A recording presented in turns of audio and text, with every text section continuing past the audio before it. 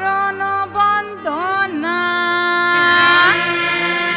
তারপরেতে পাখিরে গান শুনেন সর্বজনা শুনেন বন্ধুগণ